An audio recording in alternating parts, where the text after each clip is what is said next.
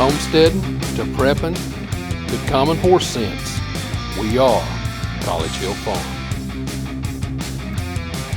Welcome back to College Hill Farm. Well, today it's time to harvest some okra, and not harvesting okra, but harvesting okra seed. So it's the day after Thanksgiving. I like to wait till the okra's good and dried in the field. Now, when we harvest okra, we pick the pods, and I'm going to show you what you need to do. Now, this is an okra. It's been allowed to dry here in the field. These pods will remain viable for a long time. You just pull them down and break them off. Okay, and what I'm going to do is I'm going to go through, and they'll look brown like this one, or they'll look gray like this. Okay, and it doesn't matter which is which. You'll see that the birds have already been helping me harvest some okra seeds, and I'm going to show you how to get at the seeds. But before I do that, I want to say that what you have to do, this is one plant. I'm going to harvest probably 10 or 12 pods off of this plant. Well, you don't want to harvest all of your okra seeds off of one plant.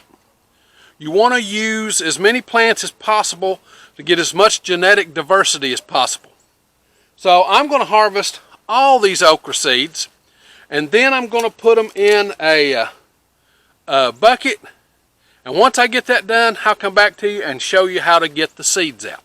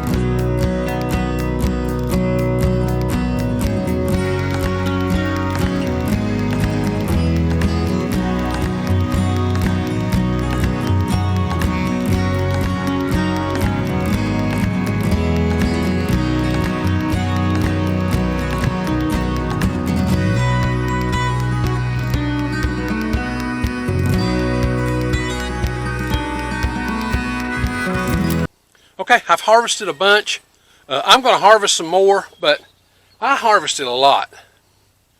Normally, I would go down through the field. This is a 100-foot row, and between a foot to foot and a half apart is each great big bush. And I would harvest one pod from each bush. That gives you a lot of genetic diversity. But this year,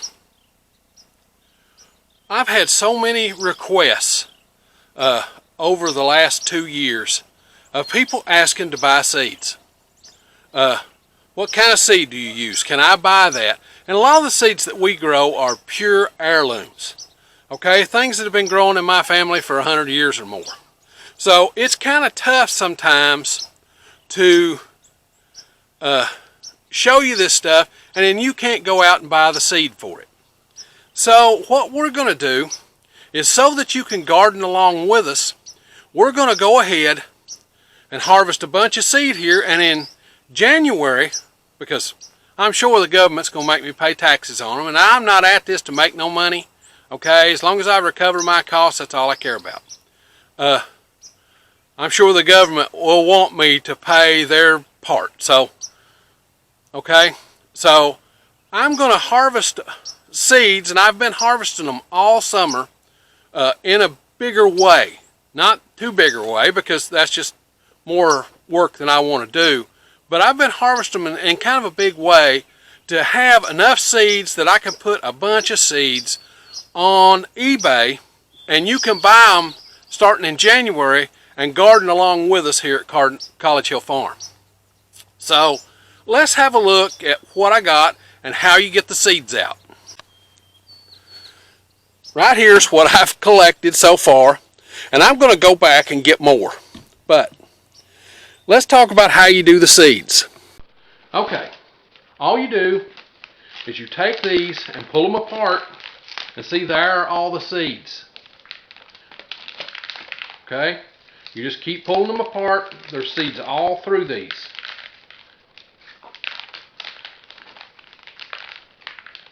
And if they feel damp to you, that one felt a little damp, I'll probably let these seeds sit in this container for a couple of days before I bag them up. Okay, here's the haul. The whole tailgate of my truck's covered about 6 inches deep.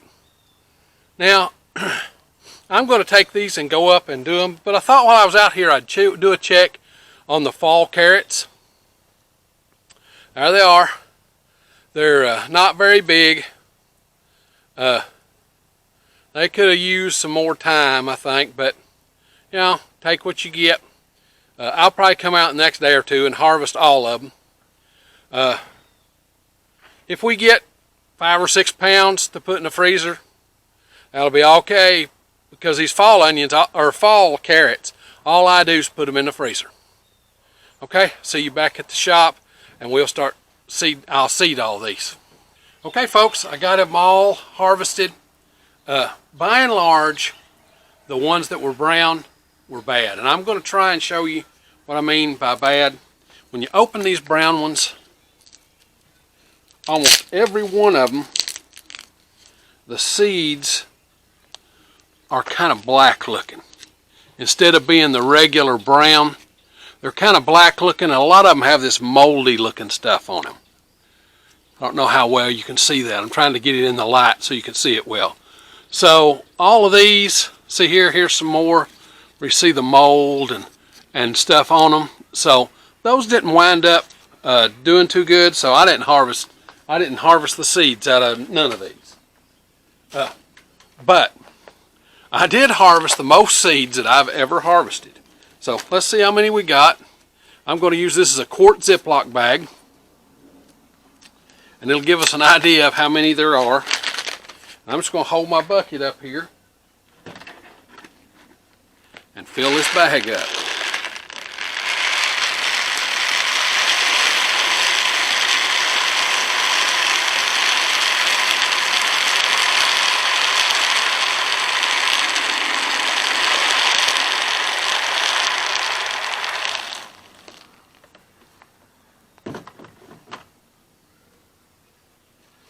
Few sticks and stems.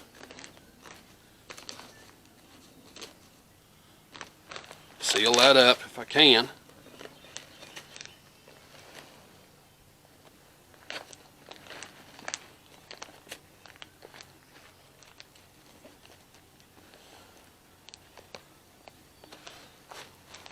That is a totally full 1 quart Ziploc bag. Now, I've never harvested that many before. You always want to mark them. Now, these are not ready to go in the bag. I'm going to put these in a small container and set them on top of the refrigerator.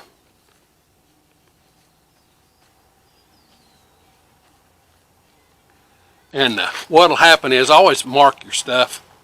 I'm going to set them on top of the refrigerator to make sure that they're good and dried out. They'll probably sit up there for a week or so, and then I'll put them back in the bag. Now, if you like this kind of stuff, this homesteading, do-it-yourself kind of thing, be certain to come on out to the channel and subscribe. We do this homesteading stuff every week, sometimes 1, sometimes 5 videos. Just depends on what's going on in the homestead that week. Now, if you hit the little bell when you come to the channel, it'll notify you when we upload a video. We upload every Sunday. Now, with that being said, it's time for me to get on to the next thing.